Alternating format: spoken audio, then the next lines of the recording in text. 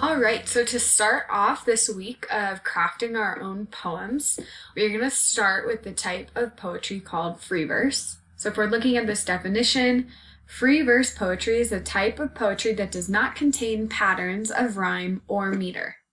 Free verse is considered an open form of poetry, as opposed to poetry written in structure or form, and tends to follow natural speech, patterns, and rhythms. That's not to say free verse poems cannot rhyme. However, they do not follow a specific structure. So you guys have been learning a lot about poetry from last week. You learned about rhyme scheme and how certain poems follow a specific rhyme scheme. Free verse poetry follows no specific format. So that's not to say some words in the poem can't rhyme here and there. And that is usually for an intentional purpose, maybe to create a lighthearted tone for just one part of the poem, and then you stop that pattern or that rhyme scheme in order to create a more somber tone.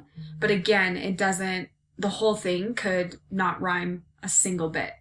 And that is the purpose of free verse poetry, is to kind of tell a story. And so if we're scrolling down to tips, some tips for writing free verse poems is the structure is told more in a story format or a conversation.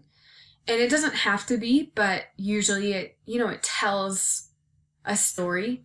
And all poems do, but free verse poems can be written in, it could be one single stanza. So if you picture that, that's like a whole paragraph. In just one, and all those words don't rhyme at all. There can be short little sentences and longer sentences, and that would be considered free verse poetry, even though it reads more like a short story. And so, think of it when you start to write your own poem as you could do just one big stanza that tells one story, or think of each part of your story or conversation as one stanza. And again, a stanza in a poem is like a paragraph, right? It's like indented. So you have those chunks of lines that constitute a stanza. Another tip for writing free verse poetry is it is supposed to be relaxing. It's supposed to be freeing, since you aren't limited to any structure to follow. You can, shape your poem however you want. If you were looking at that website from last week, that grasshopper poem, that would be considered free verse clearly, because there's no structure at all. And so you could do something like that. You get to be as creative as you want. And so, it's not supposed to be stressful. And sometimes it's easier for us to follow a poem structure because then it's set up for us. So for some of you, this might actually be really challenging. And for some of you, you might love this. But just don't overthink it. Be free, and this poem is unique to you. So there's no criticism with poetry. There's no, 4 grade with poems. They are really supposed to be unique and special to you.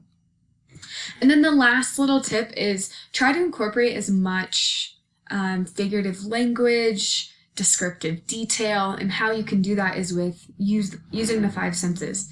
So what do you see? What do you hear? What do you smell? What do you taste? What do you feel? And a lot of those are most tangibly presented in poetry through figurative language. So again, onomatopoeia creates that. What do you hear? Figurative language like personification can be what do you see? It paints a picture, right? The grass waved when the wind breezed by, right? That paints a picture. So again, try to use as much lively detail. This goes for all poetry. So as you practice this week, again, really try to incorporate as much figurative language and lively detail as you can, okay?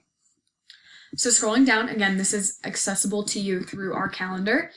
Here are 6 examples of free verse poems. And I'll just kind of walk you through some of them. So this first example is called Taking One for the Team. So let's read it together. It's by Sarah Hallbrook. We practiced together, sweat and stained. We pummeled each other and laughed off the pain.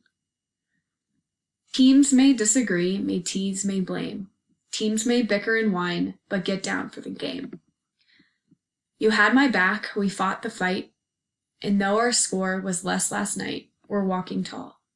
Our team came through and stuck together like crazy glue. I'm proud to say I lost with you.